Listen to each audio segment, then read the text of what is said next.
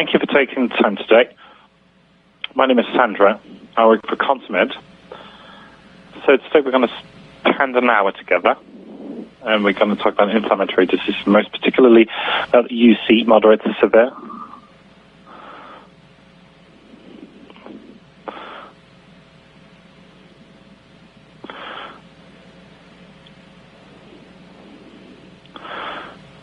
So,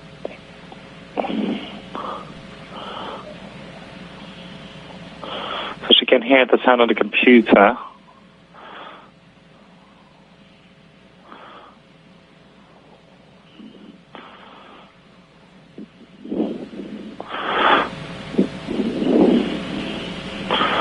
okay, let's get started.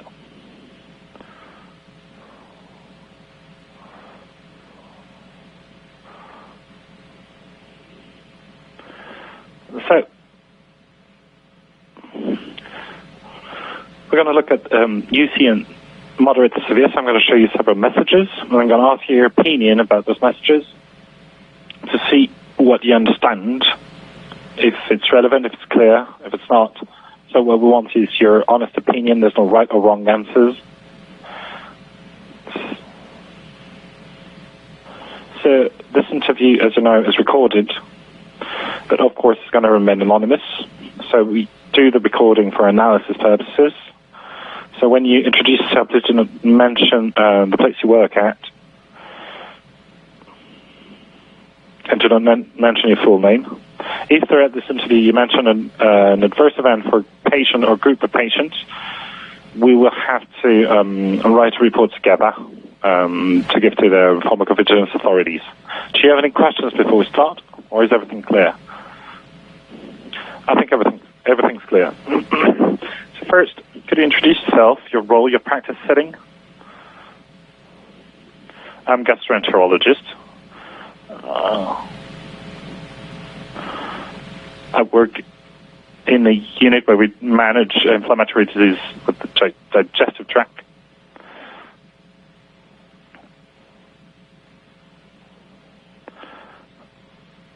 I've been working as a senior for 10 years. And that's it. Okay. Do you work in a hospital center or? So I work in a hospital. What kind of hospital? Is that academic? Yes, it's an academic hospital. So approximately how many patients with UC do you see a month?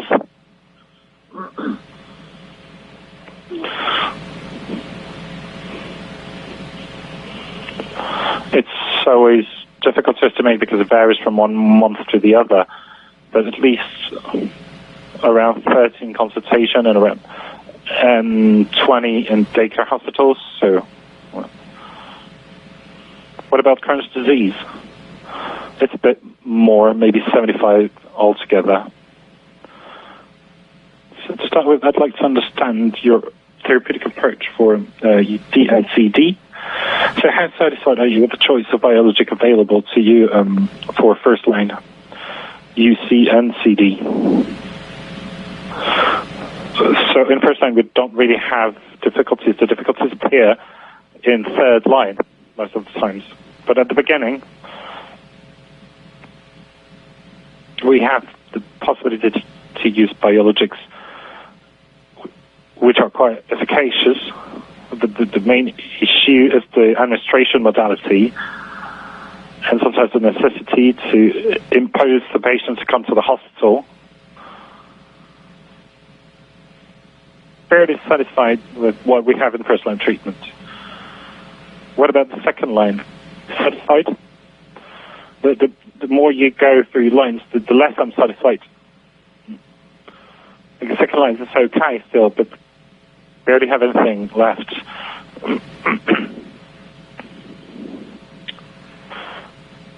So sometimes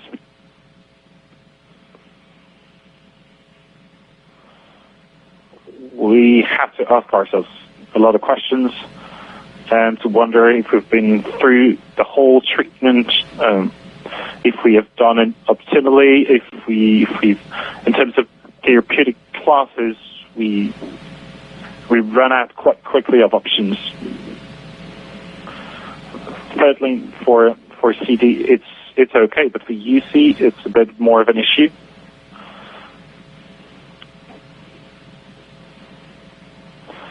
So what's your preferred first-line biologic treatment for UC?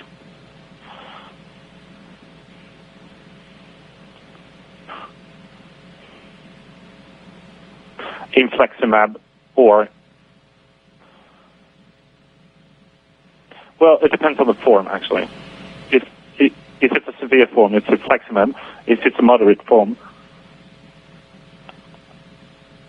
imimab. What about the second line, then?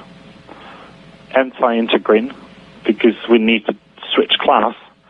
If we've used in first line a biologic subcutaneous, second line we can use IV biologic. If in first line we've used IV, and in second line we switch class, so we use the anti-integrin. Is that the same thing for Crohn's disease, or is it different? It's a bit different. The golimumab doesn't have the MA for the Crohn's disease, and it's going to be different considering that the preferred biologic for Crohn's disease in first line is adalimumab.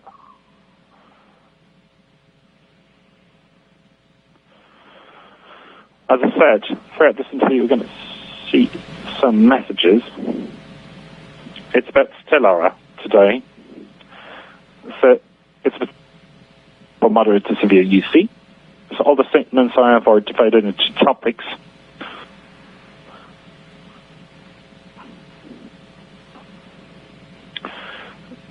So for the UC, Stelara doesn't have the approval, right? Yeah, that's why I'm introducing data, and they're not actual data because it doesn't have it's not yet approved in UC. So the data is representative of what they expect data to show. So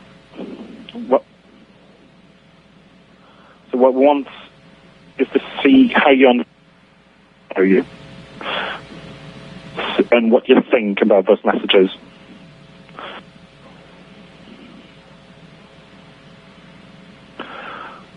So they're also, for the sake of our conversation, to assume that maintenance data is all Q8 dosing and the IV induction is 6 milligrams. So first, I'm going to share my screen. There it is.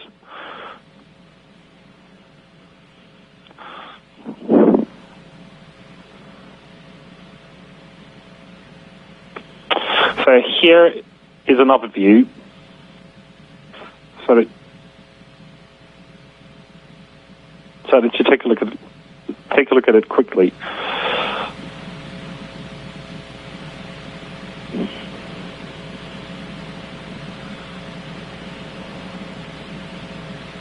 Okay.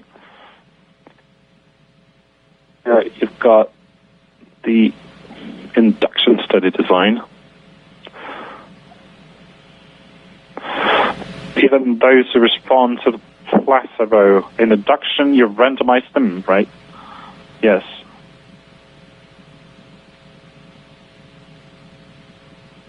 So here we use two words, two categories of patients. We talk about patients in biofailure and patients who are predominantly bio-naive. Is that relevant for you? Predominantly, what does that mean? It's either naive or not naive.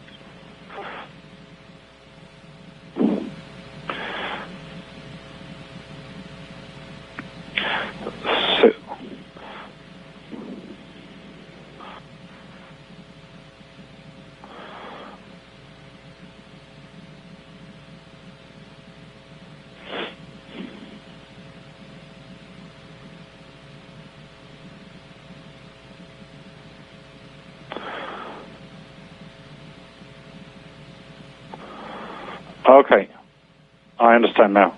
Okay, very well. Is that clear for you then? Yes, it is clear. So what are they? There's predominantly bio-naive patients. Patients who've not received a biologic before. They've only had the corticosteroid and immunosuppressant, or the patients who had biologics that had to be interrupted. For instance, in 2004, we used to do infliximab induction, and we used to stop it because it was like that at the time. For instance, the patient has biologic and gets pregnant, so we interrupt the treatment. It's not because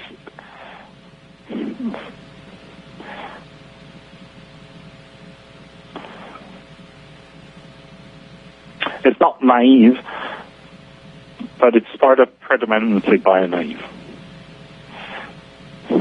So let's start with the messages about the clinical remission. So let's take a look at the first message. It's a bit disappointing. 16%. Well, actually, it's remission. So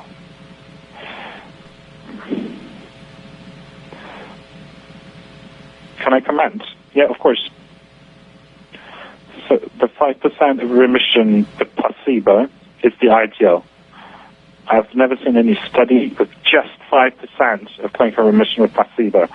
And to have a remission that's 3 times greater with Stelara is generally it's more like 20%. So it means that have a remission 3 times more. So the figures in absolute, it's not very impressive, but if relatively speaking, it's actually not bad. Is it about the fact that it's a remission? No, about the fact that in terms of remission with placebo was really low. Because in the studies, generally the proportion of clinical remission with placebo is generally much higher than that. So when I look at the remission with Stelara, it's 3 times greater than the remission with placebo, so that I'm okay with that. So let's look at a second message, still about the remission.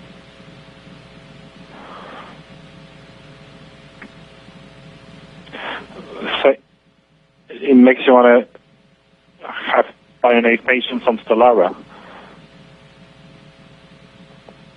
So the naive, they have quite a lot of remission. So what's at the bottom? Are there the weeks? Oh no, it's just the percentages. It's at 1 year. For the patients who are biophilia, it's around 40%. It's not bad. So what's not bad then? Well, the fact that there's a remission for the patients who are in biophilia, or for patients who are naive. So here is another message about the sustained remission.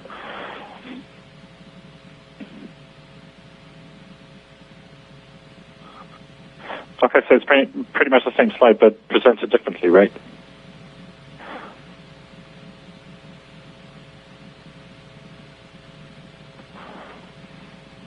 Okay. So it's a bit more demonstrative if you present it that way. It's a bit more demonstrative than the previous one. The previous one, we have to think about it a bit more. You have to focus a bit more to understand it. Okay, so it's clearer, that one, right? Yes, it speaks for itself.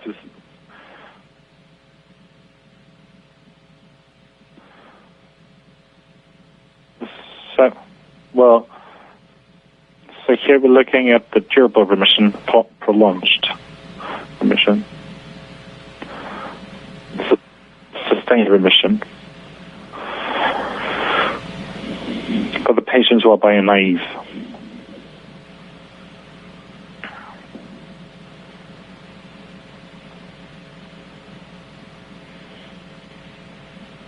Okay.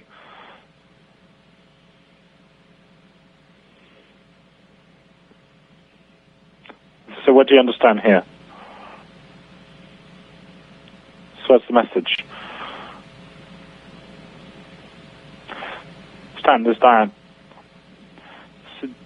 8 weeks Stelara gets you a sustained remission as good as if I do it every 12 weeks. That's the conclusion I've got. And I've got 2/3 of the patients who are bio-naive who respond, who are in sustained remission after 1 year treatment. Is that satisfying for you? Yes, it is very satisfying. But when it talks about lasting recovery, it's not the right word. Why? It's the recovery, it's odd. Just a second. On the phone.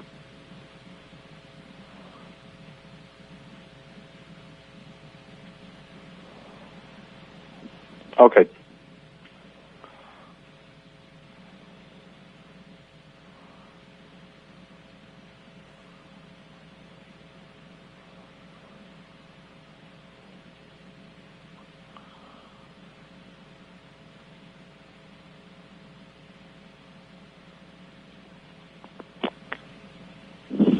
Okay. It's deep remission, but you don't talk about recovery. You don't recover from that kind of disease. Deep remission or durable remission, or sustained remission, but you don't talk about recovery.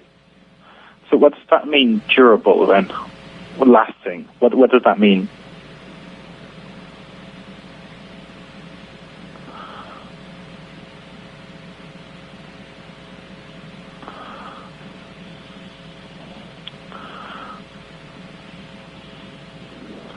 So what does that mean, durable, lasting? It means term. But I want 3 years, 5 years of a very long term.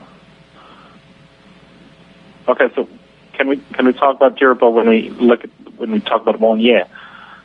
It's good, but I'd like something more. So I'm not saying that it's not good. It is very good at 1 year, but I want to see further than that. Because my patients, I'm not only going to treat it for 1 year, I'm going to treat them for several years. If I switch every year treatment, it's going to be a problem at some point. So here is another slide about the maintenance of the remission.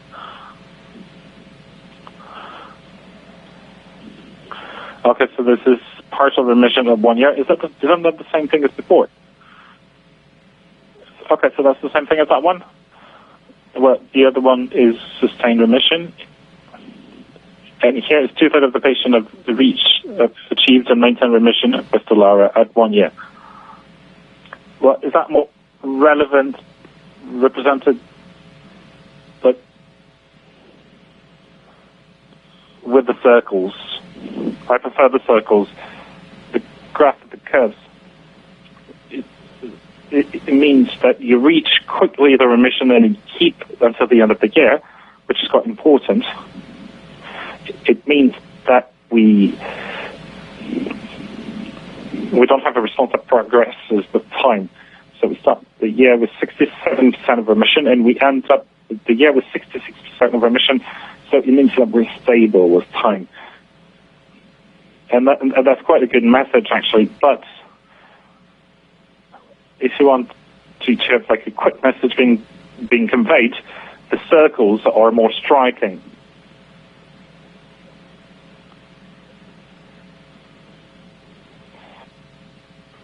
So here, some more information about the sustained remission.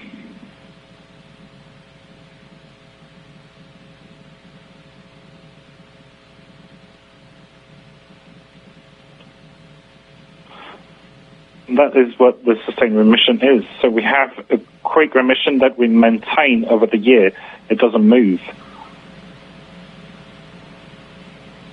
Is that clear for you? Is that graph well presented or not?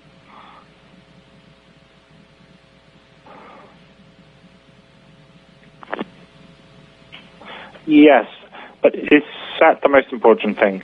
It means that the patients, well, at the end of the year, you have 65% of the patients who are in remission, but amongst those, only 55% have a sustained remission.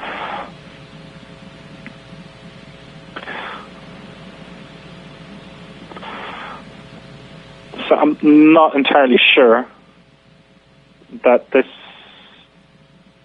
modified my decision in terms of prescription. So my question is, does the treatment work?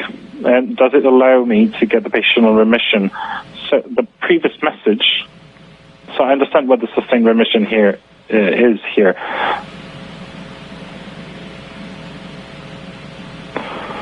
But I find that the previous information are more important than that one.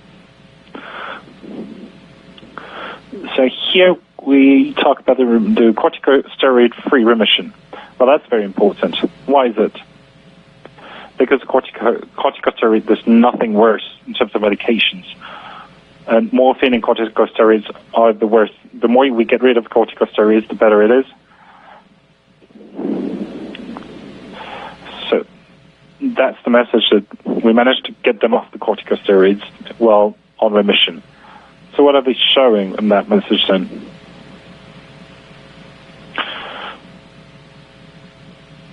That so amongst the patients who were taking the placebo, there were 2 times more who were taking corticosteroids than taking Stelara, or maybe you can see it the other way around.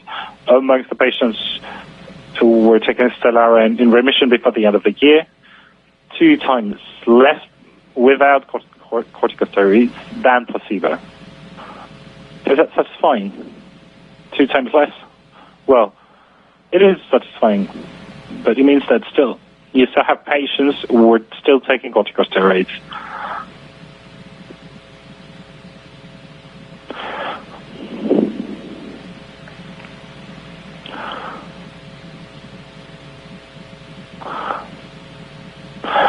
So, the same again, we're still talking about the corticosteroid-free remission.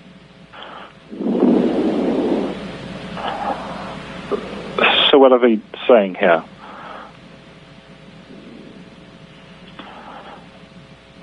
Can you go back to the previous one, please?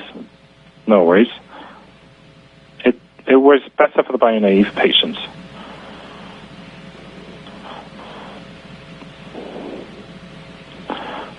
Maybe we have a bit more patients on a corticosteroid-free remission when they're bio-naive, but I'm not even certain that it's significantly different.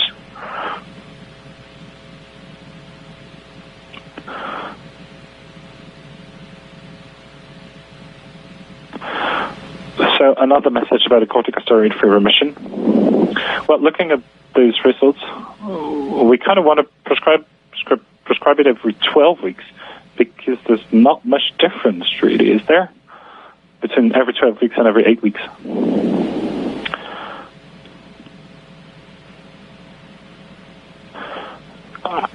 Actually, so with bifailure patients, we reached the remission without corticosteroids, but with Stelara versus placebo, so it's pretty much the same message as the previous one. Okay, what's the most demonstrative? The circles or the bar charts?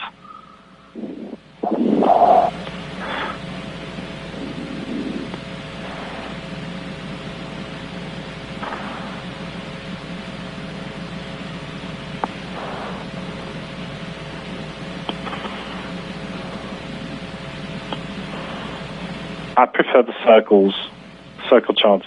Scientifically, the graphs are more interesting.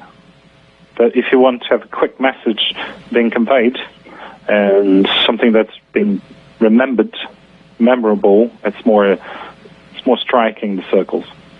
Okay, so we've seen all the messages about like the clinical remission, and I'm going to ask you to choose 3 messages that are the most important. If we only had to remember 3, which one would they be?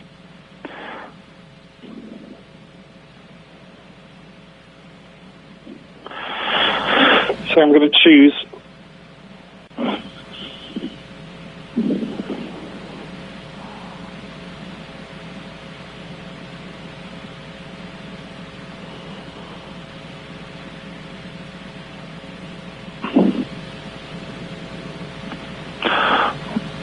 So biofailures and bio-naive are presented separately.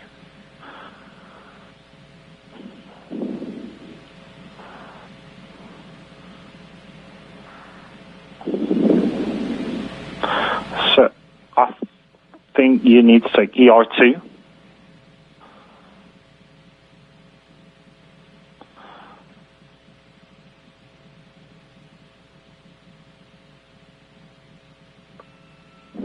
ER3A and B, and one is failure and one is naive.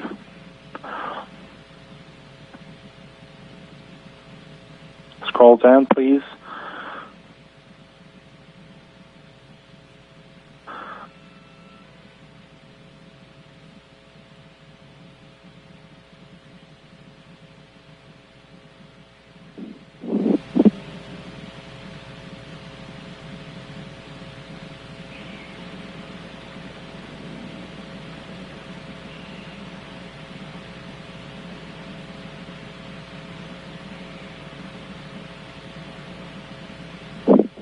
So what's important is a remission. So between corticosteroid-free remission and remission, just remission,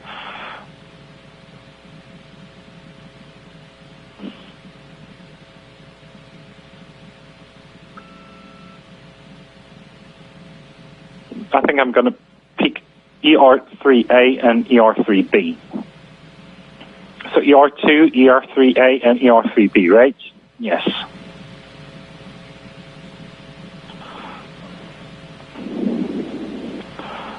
Well, actually, ER2 is kind of a summary of ER3A and ER3B.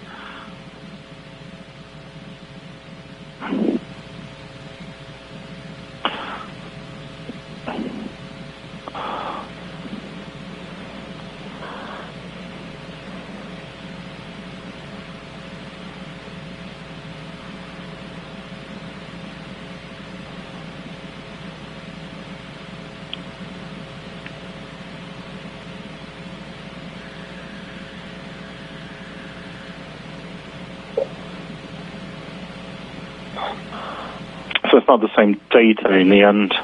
So ER2, ER3A, and ER3B.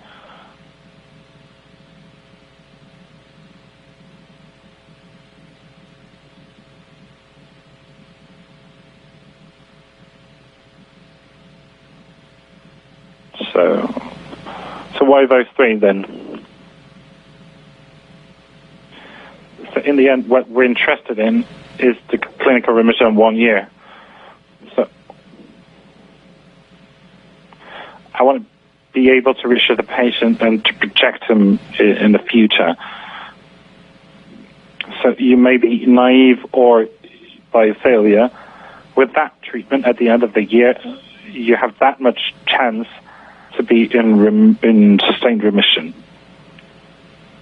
So now we're going to look at messages about the response, the clinical response. I'll let you take a look at the first message.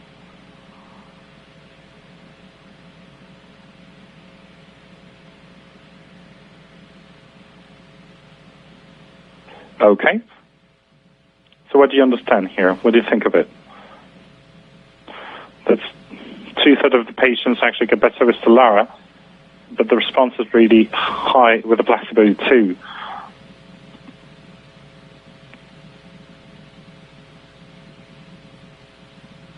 It's a bit better. It's significantly better at week 8, but I prefer the remission figures, even though it is a bit more disappointing.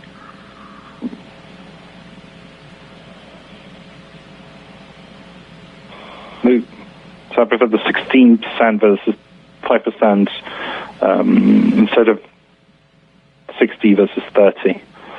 So here it's another message about clinical response. It's at 1 year. It's the same.